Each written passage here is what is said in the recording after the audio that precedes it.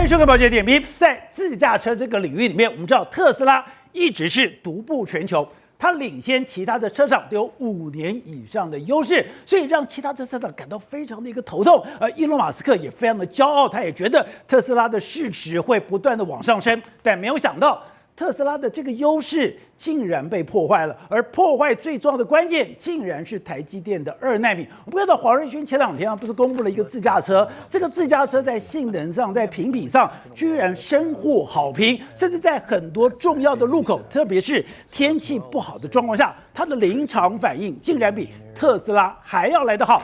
特斯拉过去可以独步全球，是因为我有全世界各个车厂没有的经验、没有的资料、没有的数据，这是我独步全球最有利的部分。但是我今天辉达没有啊，那我辉达没有怎么办呢？没有我就暴力运算，因为我拥有最先进的晶片，我有最快速的算力，我在紧急状况下，我就可以透过这个状况，我看到的、我听到的、我的反应，我做及时的处理，而这个及时的处理竟然可以做到跟特斯拉不相上下。那我们看到伊隆马斯克知道这个状况，他当然就非常着急了。伊隆马斯克马上跑去找台积电说：“对不起，你卖我2奈米的晶片。”台积电说：“对不起，我的2奈米都被包了，已经全部都被辉达包走了，没有办法。”他就说：“我不需要台积电，我跑去找韩国的三星。”就现在糗了。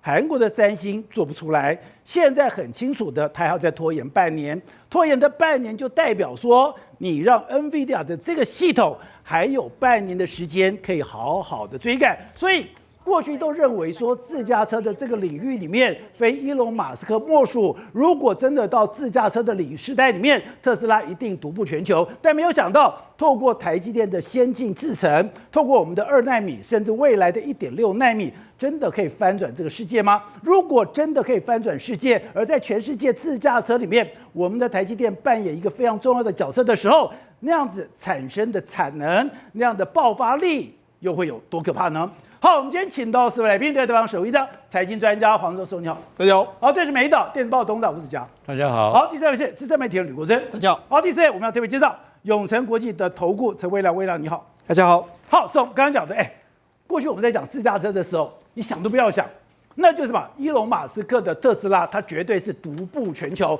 没有人可以跟他比，因为我有这么多的经验，我有这么多的数据，我这些经验，我这些数据是别人赶不上的，就没有想到。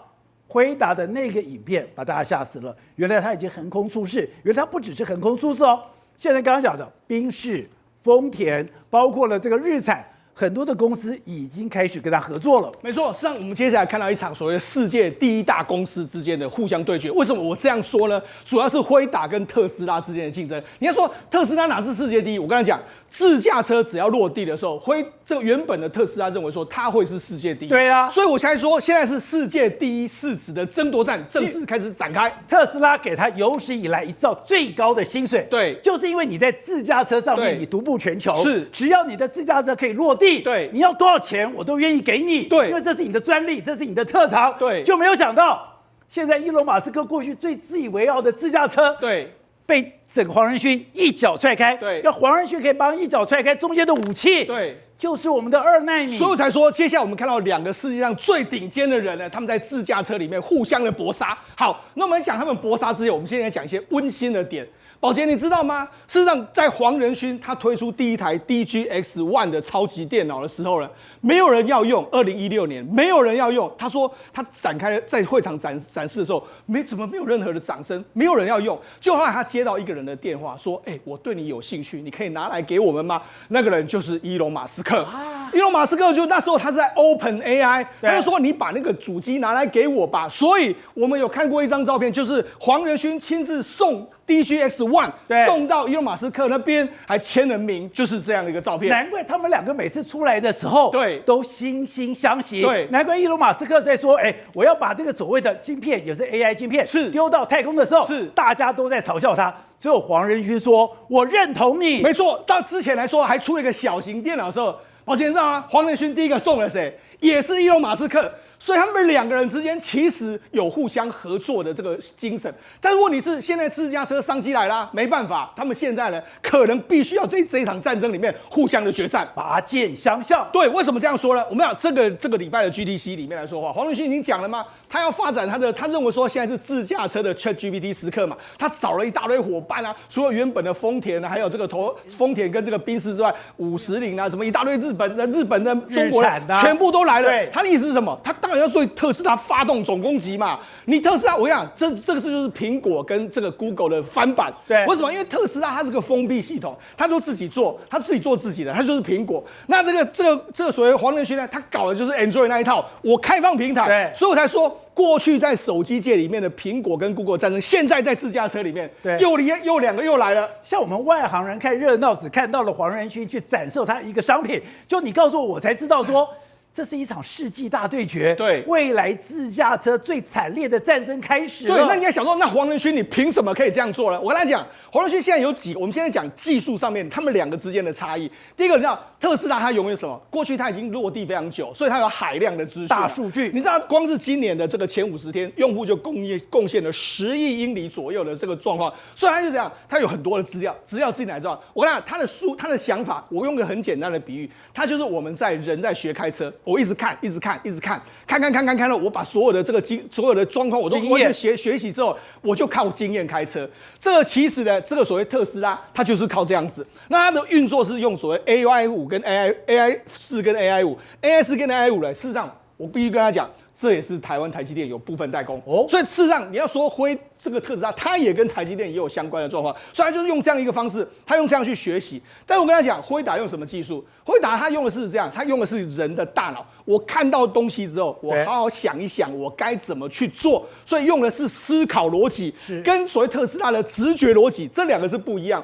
但是呢，你要思考逻辑的时候，你就要给他一个非常强的大脑，非常大的运算能力，这就是我们未来的机会所在啊！难怪我看到资料，他说用4个字形容，对，暴力运算。对，所以我就说两个逻辑是不一样。好，那我跟他讲，那辉达有什么技术呢？辉达现在用的是台积电的最新技术，那 AI4、AI5 是比较旧。那你知道吗？事实上最强的这个 AI 的生产的这个厂商，他用这个 Drive 的这个晶片来说，它的算力大概是特斯拉 AI4的10倍。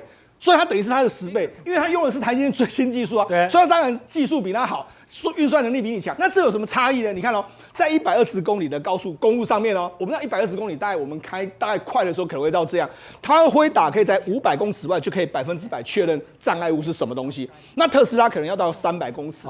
这种东西来说，就是因为技术，因为晶片带来的根本性的优势，所以我才说特斯拉为什么？他说，如果说你是用2奈米，是。我在这个500公尺外，我就可以确定是谁，我该做什么反应，我就知道了。对。可是如果说我今天用3奈米的话，虽然慢一点点，可是我要到300公尺才可以判断。可是问题是在这个安全就是王者的这个状况之下，这个差异非常大。对。所以才说为什么现在伊隆马斯克着急了？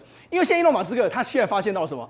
我这个好像也要用最新的这个 AI 的这个技术啊，我要用这个2奈米啊的技术，所以他去 call 了谁？他原本 call 了3星来，他就 call 了3星。你看他不是说我在这个德州厂，我还帮你校对，帮你校正，帮你怎样，就没想现在他发现到3星根本就是拖累我的队友，那拖累我的队友怎么办？不是，我那时候觉得最好笑的是，伊隆马斯克讲，我为了国家，我为了我的自己的安全，我为了地缘政治的安全，我不可以压注在这个台积电。对，我不要台积电，台积电不是无可取代的。我还有3星，我要跟3星合作。没错，当时是敲锣打鼓去迎娶了3星，说我们来合作，我们要把那个台积电给撇开，台积电没有那么厉害。结果现在糗了，做不出来了。对，没错，他当时是说什么？他说我们特斯拉的供应链要去中化，还要去台化。他还要去台化，所以他尽量都不用台湾的厂商。所以你看，他当时跟这个3星签的这个所谓这个制程的合约是到2033年，就没想到现在延后一直延，2奈米做不出来，那怎么办？他就说好吧，那我只好打电话给这个台积电啦。那就打电话给台积电，就台积电说不好意思哦，你们现在的单没有单了，为什么？因为我们2奈米已经全部被包完了，被包了。对，现在有2个厂商包了它。一个是苹果，因为苹果以前就是这个所谓台积电的大客户，所以台积电一定会给他。再来第2个就是辉达，黄仁勋就是发挥了我们说台湾人很爱赌、很敢赌的，他也就 all in 下去了。什么叫 all in 下去呢？你看啊，他之前不是讲吗？这个今年的商机是5000亿，明年是1兆，所以那么多商机他怎么办？他就只好去暴力包厂台积电啊。他暴力包厂是怎么包呢？我们跟他讲，我们一般的晶片的公司是这样的，你顶多下一个订单呢几亿四就好了啦。对，但没有黄仁勋不是这样哦，黄仁勋他就直接给你他给你非常多的钱哦。你看他就是在2奈米跟 A16的时候，他就预付数十亿美金哦。他就给你数十亿美金哦，就说我预付款，嘿，我给你赞助安尼哈，那他就说某些程度来说的话，这个很好嘛。你有这样子的话，我台积电当然就优先分配给你，那没有问题呀。也就是今天我台积电我要盖厂，对，或者我要创造一个生产线，是，那我中间很多的风险，根本黄仁勋就帮我预付掉了。对，问题是伊隆马斯会这样做，伊隆马斯不会啊，他很精打细算的嘛。好，那我就所以我说我的预付金就是数十亿美金。那这就是为什么台积电会那么愿意帮助辉达的原因，因为你也是某些程度你也赞助我一些盖厂的成本嘛。第二个是什么？他还一条龙买，我想他很厉害，因为黄仁勋自然想一想说，不是啊，我不是只要买这个所谓晶圆代工产能，我连封装测试那个上下我都要全部包啊。虽然他不只是包台积电的 CoWoS， 他也去跟别人说，你的这个封装技术什么什么都给我，所以等于是他一条龙上下都完全包。这就是我想。这个特斯拉的伊隆马斯克就不会这样啊，他就没有去他还说他想要盖晶圆厂啊，也就是现在你知道吗？台积电的60%以上的2奈米晶片是被黄仁勋包掉了。对，那甚至我们刚才讲的，你2奈米晶片不够啊，你现在要组合，你要组装啊，封装，它70%的封装，对。70%封装也被他包了，对，所以我就跟他讲，你看，连 Google 的 TPU 或者亚马逊的智能晶片都没有包封装，就没办法出货，那你就不用讲伊隆马斯克，你绝对被卡死嘛。所以跟你讲，现在伊隆马斯克只能去找韩国，对，那韩国还给他落赛，对，所以我就讲，现在的黄仁勋很简单，用最高的价格、最稳的预付、最难的技术，要最包的、最完整的流程，所以等于是他用这样的状况，那你跟你讲，全世界只有台湾的供应链跟台积电供应链可以跟他合作嘛？所以为什么大家都赚了那么多钱的原因就在这个地方。然后他还怎么样？他一年就说，我要更新一次，去年是 Blackwell， 今年是 Vera Rubin， 那明年可能是费曼，一大堆，一直逼迫你台积电不断的做，不断的不做。所以我跟你讲，不断的投入技术啊，不断投入技术，越新的技术，那我用的越快，我可以甩开跟这个所谓的这个特斯拉的这个纠缠。所以我跟他讲，现在这场战争来说，其实我。一开始当然特斯拉站的角度非常的高，对。可是我觉得现在呢，这个黄仁勋等于是他手中握有什么？他握有晶片的大权啊！他未来有最完整，因为这个晶片要用 dry throw 的这个晶片，它可以台积电有非常多产能啊。好，我除了你看，我跟他讲，现在伊隆马斯克自己的 AI4、AI5，搞不好他都没有货源。那辉达有这么完整的这个晶片，然后我还有什么 AlphaMayo 的这个解决的这个方案，然后我有大量的数据可以跟你们互相合作，我有很多解决方案。所以当然很多厂商会倒到他这边来，而且你讲到一个关键，就是我们讲乱拳打死老师傅。现在虽然老师傅在自驾车上面，伊隆马斯克是老师傅，是。可是现在黄仁勋这个地方跟他讲，宾士也进来了，对，丰田也进来了，是，日产也进来了，比亚迪也进来了，对，今天小米也进来了，是。那这些厂商在讲，虽然你单一的车子，你一年也贡献给你很多的数据，对，可是这么多的车子进来，那个数据更可怕。对，所以我才说啊，过去一段时间来说呢，你特斯拉的所有的这个优点来说，现在这个黄仁勋师慢慢把你敲开，之后，这个格局会变得完全不一样。所以来说，或许黄仁勋的这个加入之后，真的可以让自驾车的这个落地的时间比大家预期要更快，所以我们很期待自驾车能够来到我们身边的一刻。好，国正，我常讲在商场上面决定胜负都是规则的一个改变。本来按照原来的规则就是，谁的这个自驾时间最久，谁的大数据越多，谁的经验越充足，谁就是王者。就搞了半天，黄仁勋不给你搞这一套，我就给你搞暴力运算，我就搞你一个最精密的，然后我在现场去做判断。他说那个判断到什么程度，就是说。因为他要靠经验，因为他是要靠这个镜头。特斯拉镜头有的时候在雾中、雨中、大雨中，它就会变得比较慢，或者是说它判断没那么准。可是不是啊，我是完全用 LiDAR 的，我用摄像头的各种判断，所有结果有的时候它还更安全。特别还有一个更关键是在 L4的部分，也就是今天你如果去买了宾士车子，宾士车子可以给你保险其实谁敢跟你说自驾车可以给保险？我敢跟你保险，就表示我是安全的。你说在这个自驾车上面，没有想到辉达在我们台积电2奈米的帮助之下，翻天覆地了。对未来市场无可想象的、无可限量去想，因为规模就会决定规则。我们看这一次加入辉达阵营的，为什么会让特斯拉害怕？是因为你看，韩国有现代是韩国最大的车厂，中国2大车厂比亚迪跟吉利汽车都加入了，再来是日本的日产加入，然后德国已经有宾士加入了，加上 Toyota 这一波加入的是1800万，加前一波的。还有日本的、美国的 GM， 加起来已经有3000万辆汽车，全世界总汽车的销售量大概是9000万，多一点点，将近1兆这个数字，等于全世界的1/3都加入了辉达的阵营。也就是我们现在刚刚讲，不管你的宾士，不管你今天的这个日产，不管你的丰田，我现在在自驾车上面单打独斗，我都不是你的这个对手。就没有想到刚刚讲的，我现在创造了一个平台，就是 Android 的这个系统，大家进来了打群架的。所以这规模会3000万辆汽车都使用它的自驾系统之后，它会学习的更快，加上它海量的资料，所以本来特斯拉领先了非常久，它已经做那么多了，累积这么多的使用资料，那辉达突然加入，有这些人的加入。等于以后所有的资料、海量资料跟训练，辉达才是第一了。而且这些车厂痛苦的是什么？他们以前要自己研发的晶片，我们现在无可想象，宾士也拿不出钱来，即便大如 Toyota 都未必有钱说自己研发一个2奈米的晶片，自己完全包所谓的自驾车的技术，连 Toyota 都很困难。可是本来这些传统车厂，不管是油车跟电车现在重点是。不是只有电动车会自驾连传统油车像日产，已经是倒闭、准倒闭又在生的公司，他突然间有一个人跟他说，没有关系，晶片我帮你解决，技术我帮你解决，软体我帮你解决，所以整个车子就会被重新定义。那些传统车厂会说，我正苦这个机会，说有人帮我解决所有问题，我本来还要低头去跟特斯拉买什么 FSD 整套自驾系统，那现在不用了。那如果我们再去翻财报，就可以看到一个数字了。其实辉达到去年为止，它的自驾晶片的销售仅5.9亿美金，占辉达整个营业额连1%都不到。他做了很多年他其实好几年前，例如他就跟联发科一直在你讲的 LiDAR 技术，他就是跟联发科有合作，那一直在开发，他埋手很多年，他不是没有出手或没有做，他做很多年了，他偷做了很多年，在现在才叫 all in， 所以他准备了非常久。所以我们用5.9亿去算的话，如果全球车的市场是几兆的市场，美金我现在讲的是美金，那有可能光晶片就会有晶片加自驾系统，可能会有上兆美金的一个营收出来。而且它颠覆的是，因为你有规模之后。我就制定规则，因为我举一个例子关税战，川普最讨厌台湾的是什么？你老是用欧规来考我美规，因为欧洲车卖的比较好，日本车卖的比较好，现在可能会变成什么？辉达的规格胜过特斯拉的规则，那3000万辆就把整个市场就敲动了。那台湾其实才是背后最大的受益者。好，那我们看到了黄仁勋现在公布了他这个自驾车。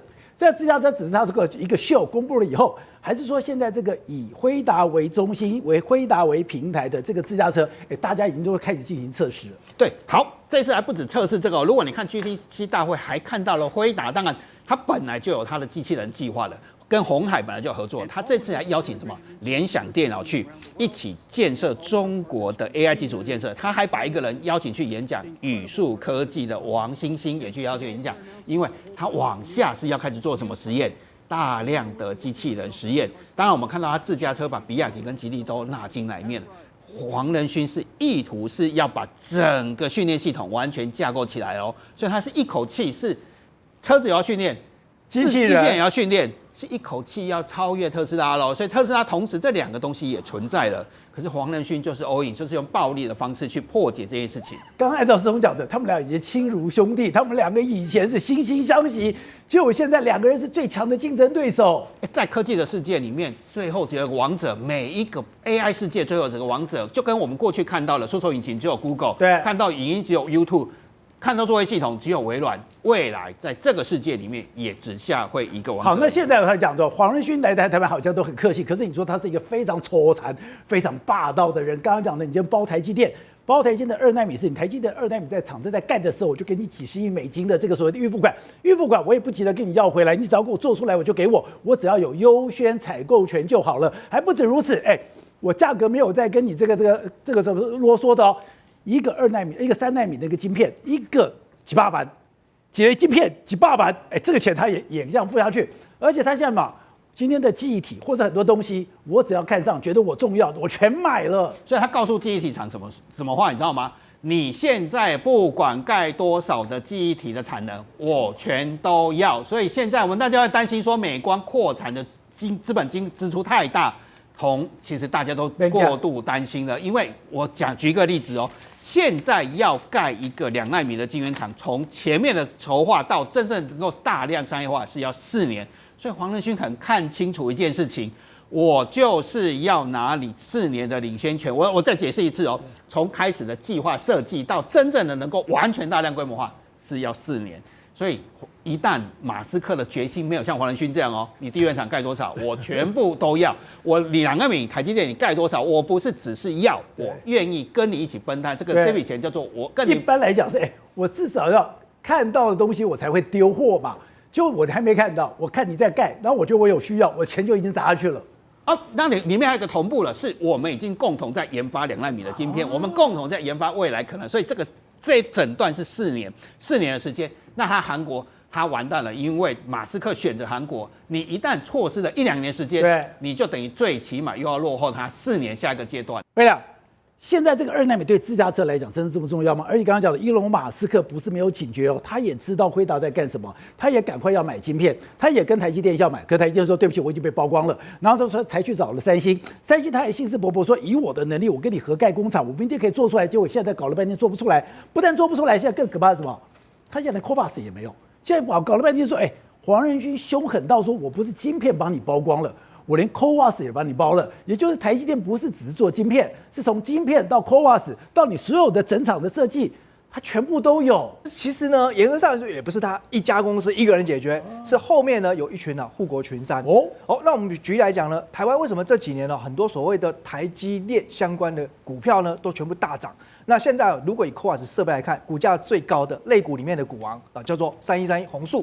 这张股票其实它成立很久了，1993年就成立，可是前面10几年的时间基本上一度呢是亏到快要公司都想要结束营业，要找人来接手了，想要卖掉了。因为呢没办法赚钱，然后背了一堆负债。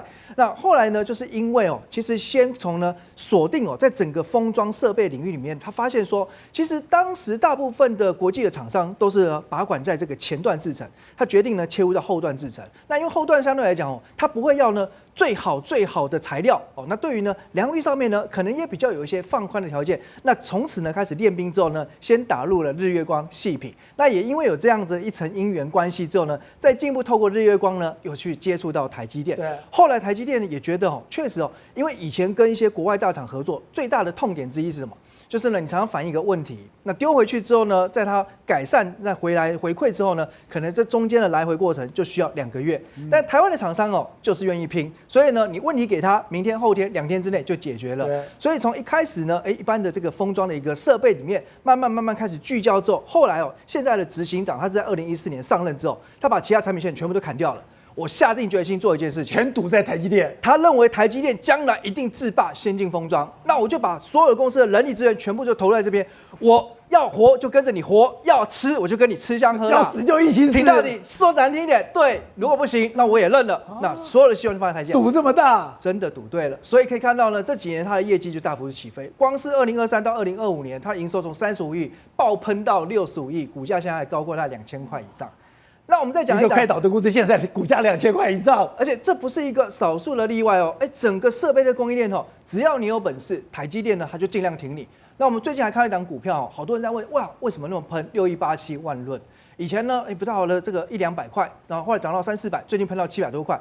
万润其实以前也是的，杂七杂八做很多东西，它做什么？做像 LED 设备。好，那其实后来 LED 就完全就是杀价流险的这个红海市场了。那后来慢慢找到一个新的蓝海，因为呢，既然它有 LED， 它懂光，所以呢，其实光的物理特性就很不一样了。电呢，你还可以弯，还可以绕，光一定是走直线，而且呢，像现在最夯的是什么 AI 晶片，现在要用细光来传输。它是不可见光，所以你没办法用视觉去做定位。那它用以前它光的一个经验呢，现在就投入到呢，从 CoWoS 的设备再到 CPO 设备，那一样可以看到就是呢，业绩推着股价。现在我认为啦，台积电当然呢，因为它明确的就是呢，制定了在2030年以前，台湾的本土的采购比率希望达到60%。那最近呢，其实常常看到台积电的资本支出受到大家讨论。像今年呢就破纪录，要来到上看560亿美元，明年可能650亿，那后年呢到700亿美元，差不多每年都是将近2兆台币的规模。那大家想，2兆台币，你如果呢有60%的这个商机在国内，大概每年都1兆多。对。那其实台湾这些所谓的中小型公司，大部分的股本只有几亿、10几亿。那你只要能够呢，分到一杯羹，跟着台积电一起成长，那当然呢就有机会大幅度的成长了。看到台积电的一个成功，对台湾这么重要，当然有个非常关键的人物，就是张忠谋。张忠谋在很多关键时刻，他都做了正确的一个决定。我们刚才讲到，他当年决定了一个，我等于说我要进了同志城，他做的这个决定是对的。然后他又做了一个决定，说我要跟苹果合作，我派了一个夜鹰部队，把苹果的这个所谓的旗帜厂要效益学过来，他也是做对的。另外，现在最夯的什么？最夯的就是 CoWoS。我听讲我才知道说，原来 CoWoS 台积电要整个 all in 在这里面，也是张忠谋看到，也是张忠谋决定的。没错，你刚才讲的是台积电其实很早就发现穿隧效应啊、物理极限的问题嘛，所以那时候他就把蒋尚义负责台积电研发的蒋爸找回来。在2011年的时候，他就问蒋爸这个问题，大家都知道，你有没有办法解决？我们要不要成立一个部门来解决这件事情？当然那时候提出了继续往及奈米继续推进嘛。另外一个就是我要不要一直封装，就是把不同的晶片给结合在一起。所以他就跟那蒋爸人去做，我给你1亿美金，400个人的部队。好，那就是开始这个 CoWoS 计划，其实就是从张忠谋决定之后，由蒋尚义领军。你要注意那个时间点还发生了什么事情？梁孟松在技术上推进，跟台积电咬得非常的近。你说在三星，而且那时候一度抢走了台积电的订单，是到2014年才决定。对，可是台积电那时候怎么样？我秘密派了一支部队，20个人黑衣部队跑到了首尔。那时候他知道一件事情，我台积电只有逻辑晶片代工的能力，那我以后一直封装，我一定要找记忆体。那敌人的敌人就是我最好的盟友，所以他就派了这个秘密部队，20多个人，在冬天的夜里，在夏天、春天穿梭在首尔的街头。那时候一度还这群台湾人是谁？就是由蒋尚义带领军队，跟海力士在研究。我不懂记忆体嘛，我不知道怎么去做 HBM 这件事情，但是我逻辑做得很好，所以我就派了这个部队。一直到今天还要再合作，而且台积电那时候还用传承的计划，那个部队领军的叫做蒋尚义，第二领军的叫做余振华，后来就是他开发 Info 的这个封装，就散出型封装，抢走所有苹果订单就是他。那时候你想在封装这一块，然后第3号人物就叫侯永清，是台积电现在的共同营运长，到现在这个共同营运长还负责管跟海力士做 CoWoS 封装一直传承到今天所以在这个过程中，一开始蒋尚义还很可怜，还被笑。张董不是给你这么大的部队吗？你营业有多少？你的最低的订单多少？跑去问手机最大晶片那个联发科对手那个，问他说你要不要买我的？不要，你最便宜的价格我都不要。也曾经问过其他的大厂都没有人要，后来他才去选择比较次的技术，叫散出型封装，是给苹果用，一直到2021年 AI 晶片问世，才有今天的 CoWoS。所以你刚才讲的没错啊，海力士为什么打入 AI 晶片？对，是从2011开始合作。你说经营一个公司，你真的非常重要的是，你要在那个非常决断的时间，你要做正确的决定。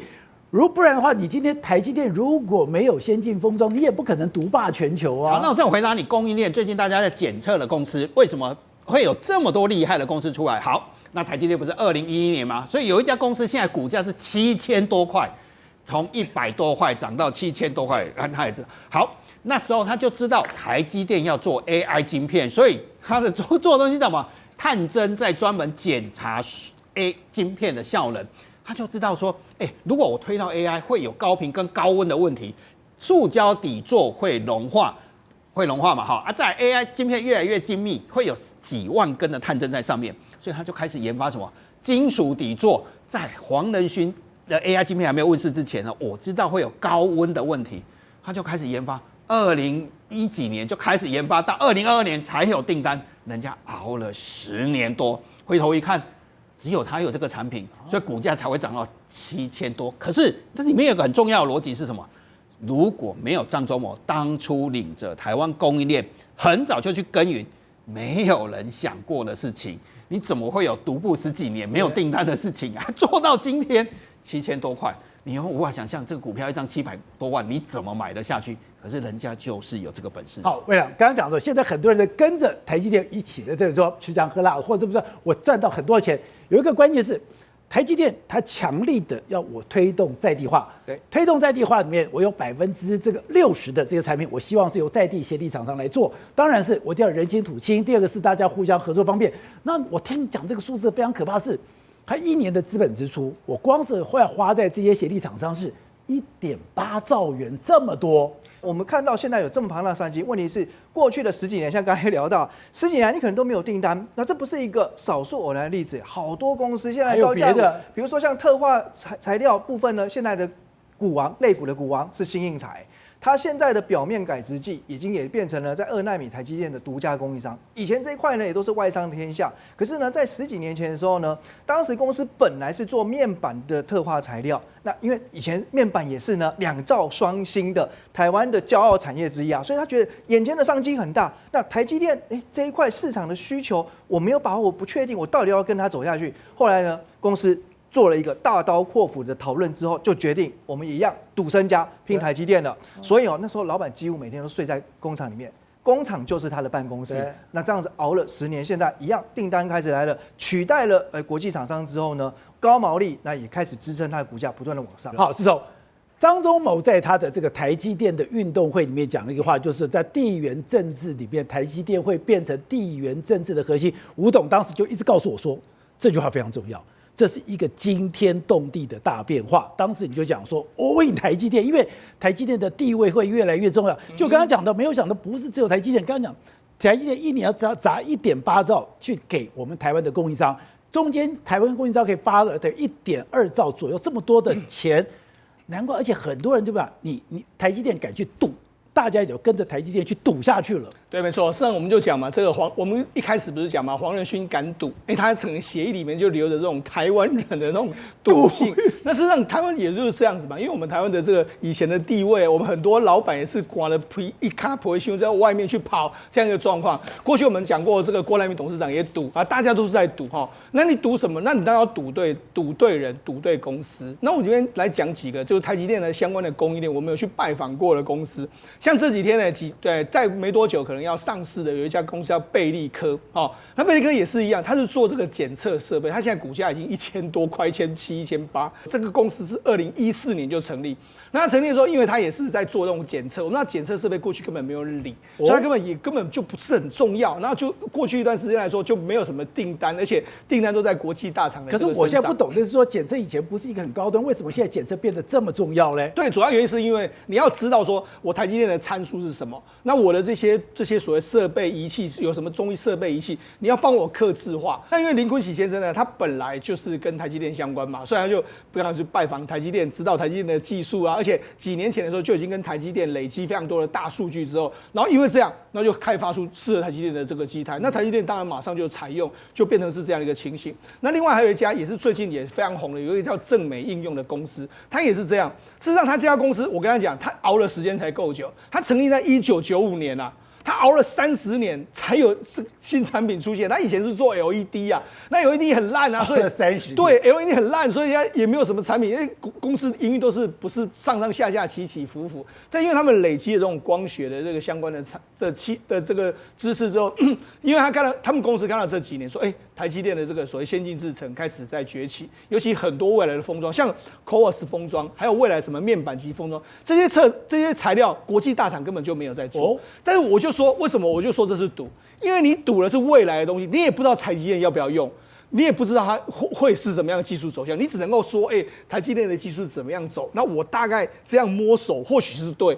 那他们就勇敢的去赌这个 CoWoS 是现在最红的这个面板封装，然后他们是台湾最早推出面板封装的。以前推出的时候，人家还笑他啊，你让我让没走了，让我让没背啊，那个这样，但是他们就是推出来了，还敢做？对，推出来。然后他们当时推出来的时候是说号称领先业界6到8个月嘛，那后来就没想到今年就开始大家在说，要用这个 CoWoS 的设备啊。那因为这家也是小公司，那这个台积电目前不敢用，那日月光就说那我先来用，所以他就日月光就把它器材搬到他们公司里面去采用。那如果用得好的话，搞不好未来台积电也会采用嘛。所以我跟你讲，很多台湾的公司都是这样，熬了很久，他们都有一个国门斗旗的技术，他们钻研的非常非常深。我就跟他讲。是过去我们都说什么日本人是有什么工匠精神，对不对？其实我觉得不是，我觉得台湾人才有那种工匠精神。很多台湾的小公司，他们真的都是聚焦一个东西，做了非常非常久。我刚才讲嘛，做了30年才做出一台机台啊，才真的找到它的方向。所以我才说，其实台湾的很多那种小公司的这种生命力是非常旺盛的。对，吴董，我其实听你第一个告诉我说，未来车的市场、电动车的市场、自驾的车的市场是比 iPhone 的市场更大，而且是大10倍以上。我想说有真的吗？现在没有想到，真的已经发生了，而且这个中心，还真的跟台湾是非常密切相关的。我曾经有一次听那个鸿海董事长刘扬伟演讲，他讲了一个很简单的数据，就是说 ICT 的软体市场大概1年大概是1兆美金左右。那硬体市场台湾很大，像这些都是台湾的像手机啊，大概2700亿美金。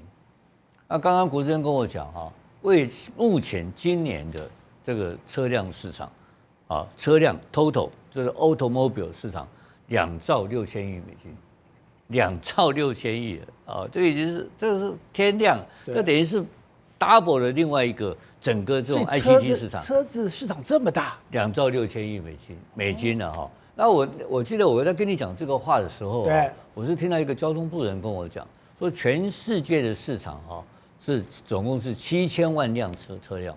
结果国珍刚刚跟我讲今天的统计数字已经到了9000多万辆车子了，才大概3年时间多2000万。这一定很简单嘛，这就是你的电车进来了嘛，电车进来，油车进来，中间还有一个hybrid 嘛，这大概分成3种嘛。那这3种以外，这 hybrid 又分成2类嘛，一种是发自于油车的改良型的，一个发自于电车改良型的，有不同的 model 在这边发展，这是车辆市场。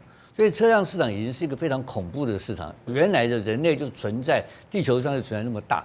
所以我刚刚坐在这边想这个事情黄仁勋一旦进入这个市场以后，黄仁勋用的方法很简单，他是供应平台，他是个 solution provider， 他就是一个开源系统。就我把我所有的东西跟所有车厂合作，就变成一个。那这样鸿海的问题也解决了。我不是讲鸿海，我就说以他的方法，他用开源的方式来替车厂解决问题的话，然后来比较另外一个闭源就是特斯拉，就是特斯拉。那特斯拉一定会输的嘛，当然会输的，因为这个量不可比嘛。因为你还有油车油车还是主要的量油车目前川普的概念里面，什么玩意什么绿电不准用，统统石化原料，他妈到处去抢石油。所以这个一搞一下，未来5年到10年内，油车还有很大的空间。欧洲是在发展没有事，但总量现在问题总量，如果刚刚国珍跟我讲，未来变成1兆辆汽车的话，这是不得了的一个市场。那不得了的市场，它虽然是你现在讲的自驾车是一个目标，对不对？但是你要知道，从现在到自驾车的中间，还有多少的可开发空间，还有多少的改进的空间。所以黄仁勋一旦进到这个市场以后，我觉得特斯拉要倒大霉了。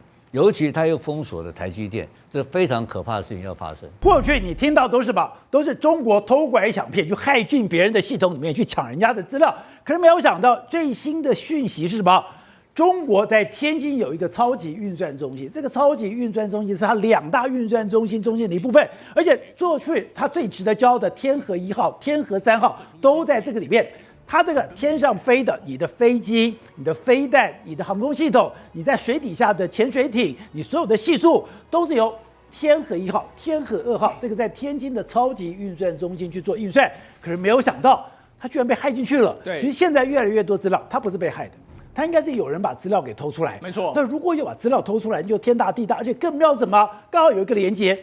美国 CIA 之前不是已经公布很多资料说，我们欢迎我们招募会华语的这个会中文的这个所谓的人进来我们这边当我们的 spy， 就每次把话一讲完，中国就有东西被偷了。没错，事实上这次中国真的倒大霉了。为什么倒大霉？最近期的时候，有一个叫 Flaming China 的这个骇客，他在暗网上面他要卖中国的资料。他说我有非常多中国的这个国家超级运算中心的各式的资料。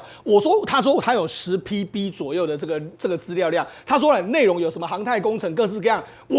都欢迎你跟我索取。价高者得，他说他等于在网络上卖这些资料，里面的资料是真的还假的？这个里面的资料，他当然要说好，你认为是真的还是假的，他就丢一些资料给你看嘛，哈，他就说我们现在里面他有秀一些图出来，他有秀非常多东西哈，他就说好，我们攻陷了什么？中国不是只有天津运算中心啊，连什么天河2号所在的这广东啊，很多地方都攻破了，为什么？因为中国这些网络是互相连接在一起，它等于是完全攻破。好，它里面就首先公布天津国家运算中心。他说，因为第一个我们听过天河1号跟天河3号就在这个地方，那因为它靠近中国的北京，所以中国很多国防的东西啦，很多东西全部都丢在这边的运算。他丢一个资料，这个资料是什么？他说这个资料是保密期是10年哦，10年之后才能够解密的资料。然后这个资料是做什么？杀伤力研究。那杀伤力研究它研究什么？你知道这是什么东西吗？这是什么？这是美国的海马式。他们在研究美国海马式，我们怎么去伤害？它有各式各样说啊，它这个所谓车门是什么样的材质？这个所谓驾驶座什么材质？从什么时候打进去？他们都研究。那这是什么？你知道吗？这是航空母舰。他们航空母舰，这航空母舰的底层，对不对？然后还有7层甲板，还有这个舰桥在这边，还有什么甲板在这边，他把它拆开来，然后我用什么炸弹炸，怎么炸？他这是要研究怎么攻击美国的，对，他就丢出来给你看啦。好，那除了这个之外，他还丢什么？他说里面还有什么？里面我们这个里面海量资料，中国民航机的发展 C919，然后什么5代、6代战斗机全部都有。然后这里面资料，它有秀出一些这个所谓数字，那个数字我们看不懂，但是专家一看就说，这是流体力学的一些相关数字。它这个飞弹怎么走那些东西，它全部都有那些资料，它全部。明眼人一看就说这个是那些流体力学的机密文件，我只要这些资料，我就知道它的参数是什么。你刚才讲的，你现在非常骄傲的歼20，对，你这些隐形战机，你的空气流动力学，对，你今天的飞弹，你的东风21、东风27，这些都东风17，对，它现在里面的数字里面都有。对，里面还有什么核潜艇啊，然后包括说他们的东风系列的飞弹全部都有啊。你看它的高温的气动什么啦，然后这个所谓包括说机坡的这个构件啊，材料极限什么，还有核爆。所有数据都在这里面，那这里面等一下害进去之后，把这些资料全部倒出来啊，所以才说这些中国这次倒大霉，它很多资料完全都会泄露出来啊。而且大家本来想说，你如果是骇客，对，骇客就是透过网络把你的资料一点一滴偷出来，可他没有哦。我现在是什么？我这10个 PP， 也就是1000万个 GB， 这是一个海量的大，没错，海量大，你光是要传输都不知道传多久，当你传到一半早就被发现。他说那根本就是内部人公布出来的。他就说10 PP 的资料大概是100万个 GB 嘛，好，那简单来说啊，我用一个大家都听得懂，叫5000亿页的资料。就这样这么多5000亿页，那全部都泄露出来了哈。所以这个有人就说，难道是真的是有人骇客害进去？但是骇客你光是要把它找出来、弄出来的话，那个资料也要传输很久。对，所以大家说不太可能。这可能就是如果你用这个超高速的这个100 GB 的这个专线来说，要10天以上。哦，而且你传输的过程一定会被中国发现嘛，所以不可能。另外一个就是说，好，我用硬碟进去 copy 过来的话，你最少也要这个278颗硬碟，不太可能。一个36 TB 的硬碟，我也要278颗。所以现在最有可能的是说什么呢？有人泄密。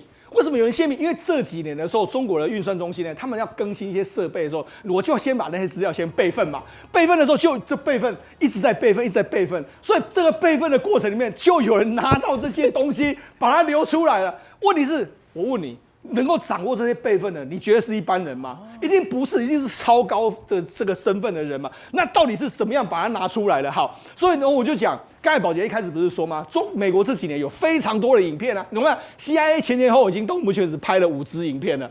第一支影片叫选择合作的这个原因，成为命运的主宰者，这个点阅率2000多次。然后再来第二篇是选择合作的原因，创造美好的愿景，这点阅率1513次。它是鼓励中国内部你跟我们美国来投诚。那你要马上。影片出来就出现非常多事。你看去年5月这个时候公布这2支影片，9月。中国的防火长城被恭贺，然后紧接下来什么中国一大堆这个高官落马，你看还有什么这个今年中央情报局的安全指导，就是说你怎么跟我联系啊，我都跟你讲，他说介绍9个步骤跟 CIA 联系的方法哦。对，你看还有最后一个还针对解放军军官哦，他用什么一个虚构的中国解放军的视角，然后透视中国军队的状况，然后表达对中国军队这个领导阶层自私自利的不满哦。点阅率1800万次，所以等于是一直这样的方式哦，鼓励解放军来投诚，所以可能是他这5支影片一直不断的发布之后呢，真的有些人呢，可能就秘密的跟 CIA 连上了管道之后，对把这些资料一口气丢出来。所以说，现在这个海量的资料，现在在暗网上面哦，哇，这个真的太多资料。中国可能从我毫不夸张的讲，搞不好是从建国以来的所有的军事资料，都有可能在这一次完全会泄露光光。不是，而且我这样讲，我们也过去对有一些小了解。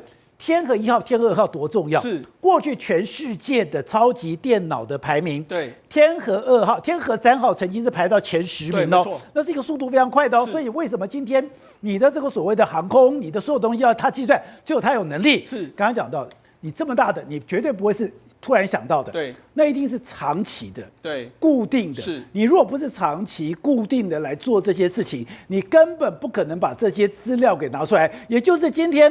CIA 也就是美国埋在中国解放军或者埋在这个所谓的天河1号、2号，就是整个天津超级运算中心的那根钉子，你都不知道埋的有多深。对，我们看到这一系列美国公布出来的资料，从火箭军啊、核弹的相关的这个 paper， 到这一次网络上公布的这个，你就说美国到底对中国的渗透多深？所以这也不难解释，为什么习近平到现在为止一直不断的抓到目前为止还没有抓完。你看，除了张幼霞之外，最近什么这个很多这个科学家也不见了，飞弹专家也不见了，雷达专家也不见了，然后最新的是连歼20之父这个杨伟他也不见了。所以到底是怎么一回事？难道他们都会把这些资料泄露给美国吗？我们也不知道。吴董出大事了，之前非常低调而且非常谨守分际的卢秀燕，她今年在美国，她现在在美国出了一个重炮。之前不是讲吗？党中央一直坚持3800亿加 N， 然后他也没讲，他就出去了。出去在美国，他说我反对。对，今天突然间大清早起来，我吓一跳，大消息啊，不得了的事情啊！卢秀燕这么这样的一个温良恭俭，居然在美国。她的说法是说，她到了美国之后得到更多的资讯，所以她提出这个看法，直接反对3800亿加 N 这个预算，然后马上他的所谓的台中卢妈三子几个立委，通通出来讲话，全部就推翻了。讲简单一点，就推翻党中央的这个主张。那换言之讲，就是完全认同，就是今天就是不管是8000亿，或是1.25兆，根本炮打党中央，不就他反对，没有炮打，就他的力量，他是个人反对，所以这个整个来讲的话，那党中央的版本应该讲国民党的版本提出来以后，现在卢妈公开反对嘛？那卢妈一反对的情况之下，那这个立法院一定会有其他的效应会持续跟进嘛？所以我认为，所以你就看到郑丽文今天宴请立法委员，你的好朋友今天徐小新就不去了，8000是他提出来的，当然就是摆明了嘛，就是那谢依凤也不去了嘛，还有一些没有去的人啊，我听说还有一些不止这几个有代表性的。那这个代表性，为什么今天在立法院有这个喝春酒的事情？今天吃春酒会不会太晚了一点？太晚了。对，为什么春酒？今天就是稳定军心，基础不牢了嘛，被绑跟出来的救火，那谁来帮他救火？就是小富嘛，小富带郑丽文出来救火嘛，救火没有用啊。卢妈这个炮那么大，然后立法委员就公开跟你翻脸了嘛，所以小富这个马上看到就是小富看到罩不住的情况，然后韩国瑜一定跟进嘛，所以我一直在担心说，这种情况发生下去的话，是不是变成柯文哲变最重要了？现在不是柯文哲，我搞清楚了嘛，是国民党内的亲美派出来了嘛。国民党内的而且台中这三个立法委员直接喊说我们要亲美啊，直接喊亲美2个字，国民党要亲美，对，这个 slogan 这个话是卢妈的这几个立法委员公开讲的，那就是跟卢妈在美国呼应嘛。对，那你这个但郑丽文怎么玩啊？他不是讲我是中国人，这完蛋了，他还要一天到晚要讲要见习近平啊。对。那所以这个局就是看到的就是国民党的实力派的诸侯开始动了嘛。那今天你在看蒋万安也讲话了，蒋万安当然没有直接说反对，但是他就从他的话语里面就是声援卢妈的味道。57台每晚9点，宝洁点兵点出全球战略新布局。